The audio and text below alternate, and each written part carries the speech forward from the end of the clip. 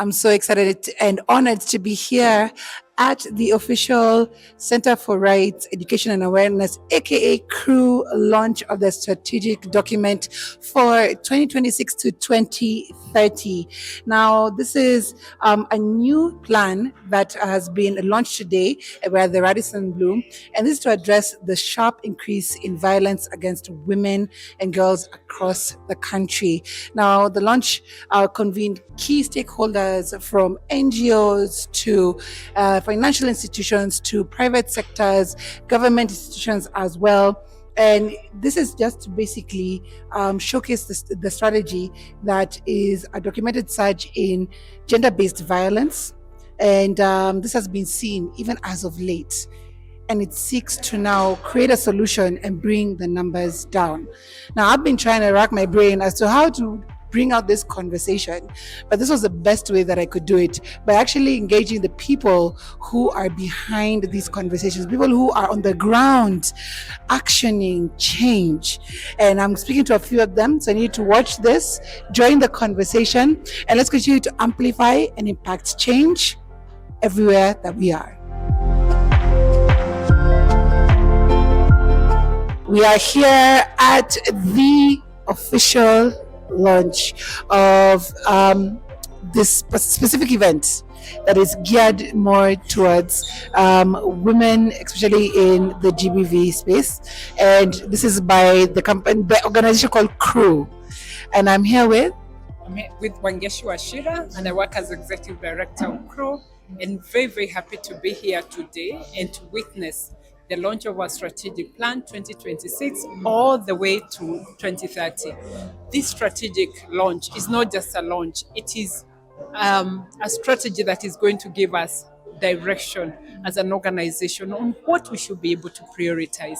Some of the things that are really paining Kenyans, women, families, girls, the issues around gender-based violence, femicide. We don't go a week without a case of femicide being reported, whether it's a university student, whether it's a young girl coming from school, whether it's a mother at her home where she has been violated by a partner.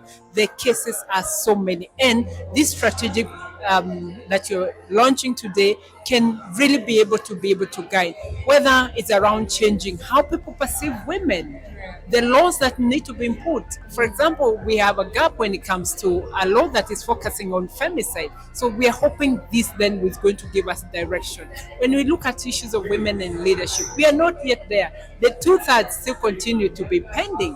When they look at issues of sexual and reproductive health, how many girls are missing school because they're on their periods?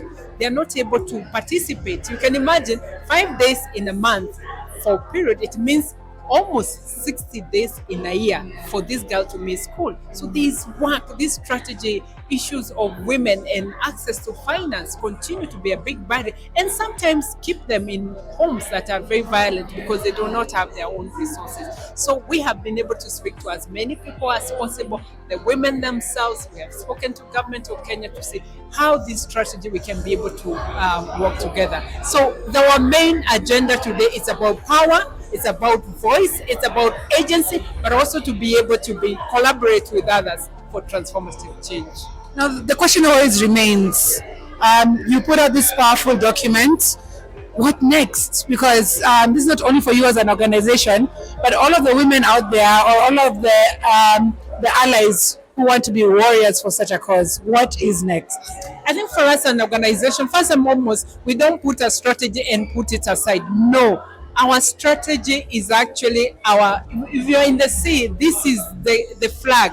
This is what is going to guide us. Everything that we do when we wake up as a whole of our staff members, because it's not a strategy that is being brought to us, it's us having clarity that in the next 5 years, this is where we want to invest our time, our resources. We want to invite as many partners, women, girls from different parts of the country to work with this journey. Also men. When they see violence, they shouldn't keep quiet. They should take something. They should do something about it. Communities, they're not going to see and look at the other side and ignore that violence is happening. So this is not a strategy for CREAW, but really a commitment, a covenant, working with others that you're going to bring the change. It is a sad time for the country when you look at all the things that are happening against women and girls. And yet, 2010, when the constitution passed, the desire was to be able to change. But I think that change is taking longer than we had expected. What would you truly help you amplify your work? Who should come into play so that not only is it being talked about but actioned? I think for us, what we look at first and foremost is to be able to work with the women themselves. As an organization, we are very intentional about working with women and girls. We want that this strategy resonates with them. When they look at violence against women, they know where to call and be able to get, for example, a lawyer. We want to work with county governments. They have an obligation. We want to work with parliament. They also have an obligation. We want to work with the State Department of Gender. We want to work with men champions who can be able to stand up and say, no, we are not going to allow violence to be in our space at the moment. We want to work with private sector. We want to work with everybody to be able to bring the change. So for those who would want to work with you, where would they find CREAW? For those who have never heard of you, how can they interact with you?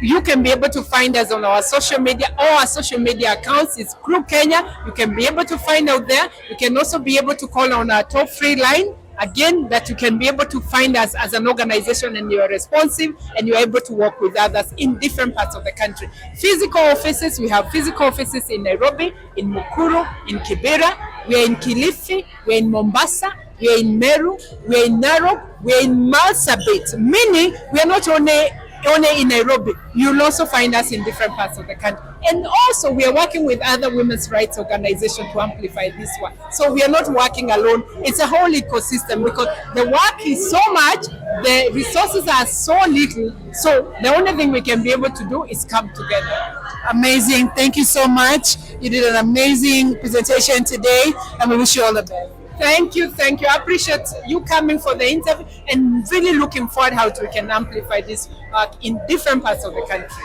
Thank you. Thank you. My name is Yasmin Mohammed. I work with the Superb, which is a feminist community-based organization based in the informal settlement of Kibera in Nairobi, Kenya. And our work is to advocate and champion for the rights of women and girls from marginalized and underserved communities to be persistent, empowered, resilient, and bold. Today's event is a milestone, to be honest, for us as the Nubian community, to be specific, because coming from my community where patriarchy is deeply rooted, where there is continuous social-cultural norms, stereotypes around women and girls, and therefore this particular strategy is really, really significant for us because it tends to challenge such kind of narratives, stereotypes, because we believe that the strategy will be geared towards empowering women and girls from marginalized and minority communities, specifically from my community. And I strongly believe that this particular document will be a landmark for success and for women to be able to realize their full potential. And I'm also happy because the document is very intentional and deliberate when it comes to inclusion, especially for women from different or rather vulnerable groups. We've been able to see how they've integrated vulnerable, marginalized population, and it's a sign that we are working towards a collective or rather accelerated effort in ensuring that we get to realize gender equality and sustainable development, not only here in Kenya but also other parts of the country, of the world. Yeah. Yes. Now, given the work that you do and the strategy versus the strategy document, where has been your biggest challenge, and what would a strategy like this help in amplifying what you do? To be honest, given the work that we do, we find it hard to navigate through some systems. And when it comes to matters to do with gender-based violence, you find that women and girls from our community tend not to speak up when they've been violated. They've normalized gender-based violence. But again, I'm happy because this particular document tend to give the women and girls referral pathways. It gives them the agency and voice to speak up through the interventions that have been able to stipulated in that particular document. And I'm happy that through the strategic plan CREAW has launched today, it will enable women and girls to speak up. It will give them the power, voice, and agency, just as the SP talks about, and ultimately we'll be able to transform our community and country. Thank you so much. I wish you all the best in what you do in the community you're in. Thank you very much.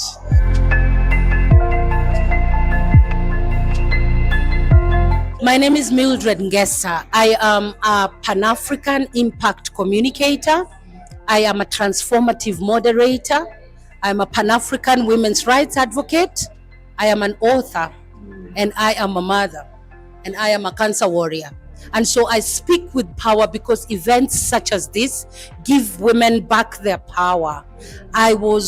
Today I was the moderating MC. It was wonderful to hold the mic for 4 hours for an organization such as CREAW, as they actually launch a very distinct, critical, and specific way forward. The pathway that has been outstretched to us today is not easy. It's very bold, it's very audacious, it speaks numbers.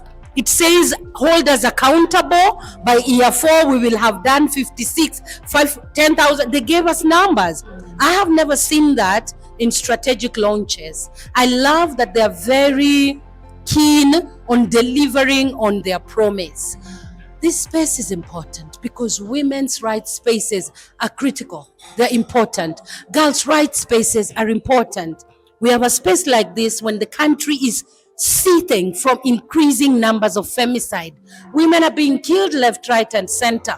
Why are women being killed? What is the government doing about it? What is the country doing about it? We are doing this at a time when cases of sexual gender-based violence are high. We are having our children disappearing. So it is cut out for us to do the work that we ought to do to make it right for women and girls.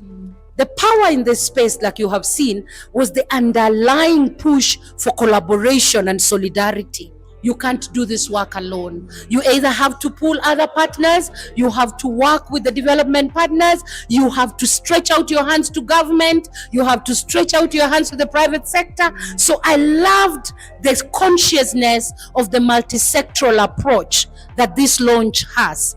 Because sometimes people launch and they launch in silos, on an island by themselves. You cannot achieve the success of work such as this if you do it alone. So this is a very transformative, inspiring space that I have seen today that gives me so much hope. When they said, hold us accountable, in 2030, ask us whether we have done this, I said that's commitment.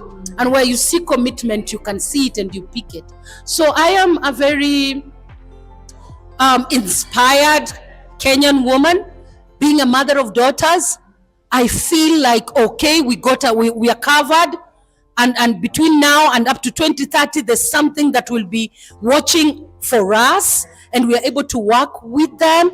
I loved the power of bringing out the voices of the communities, because these are the rights holders. These are the ones we work for, and for them to share the kind of impact they've had. For me, it's a wonderful, inspiring space. It's giving me a lot to think about when I leave this space. Right. Yeah. And just to finalize, how then do we create more voices and take away the noise that exists right now? Because it doesn't only begin in the home where they are being perpetrated, but also through words that are floating around. You see, when CREAW told us and actually displayed to us that the 3 pillars they operate on is power, voice, and agency. So voice for them is a big deal. What is the voice? Who is speaking? What are they saying? But then most importantly, who is listening when they speak? When women cry, who is listening? How do we cry? How do we speak together? What I've seen here today, you could tell from the moderation that partners, collaborators, stakeholders wanted to be recognized as being in this ship. And that was a good sign. So it shows that people are saying, count me, even me, I'm in there. I am in this ship. My voice is also part of what is going on here. So amplifying our voices just means we don't stop talking. As an impact communicator and a trainer on communications, I tell people, especially women and girls, speak when you have the mic. If the tears come, keep speaking. Even as the tears come, speak what needs to be spoken, because it is in the words we say, It is in what we push that we galvanize action towards us. Amazing. Thank you so much. An amazing job today. Wishing you all the best. Thank you very much. Thank you.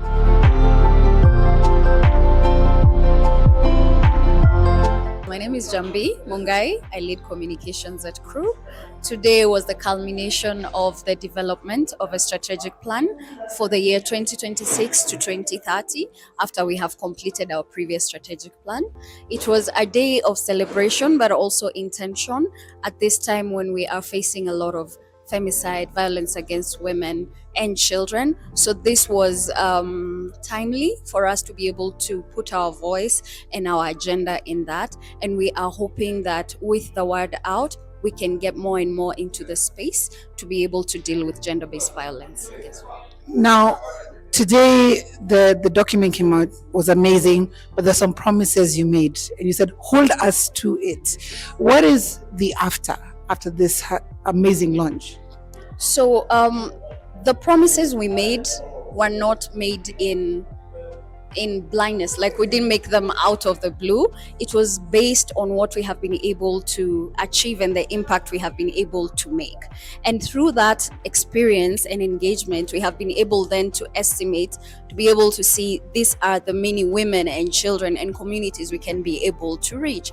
But with that, we've also come across lessons, and that's where you were able to see us saying we will do less of and do more of. And one of the big lessons has been that we need to stop one-off engagements. You have seen similar well-wishing organizations and people do one-off engagements, but it's not sustainable. So part of this strategy is to be able to show that we want sustained engagement. It can be less people, but at least we know that it will be sustainable for a long time. The other thing, as with the theme, is collaborating for impact. So we've realized that collaboration has a bigger impact. That's why we've seen the government, we've seen the private sector, communities, and our participants in this space, because they can be the best people to help us do this work and actually leave an impact for the rest of the nation. Yes.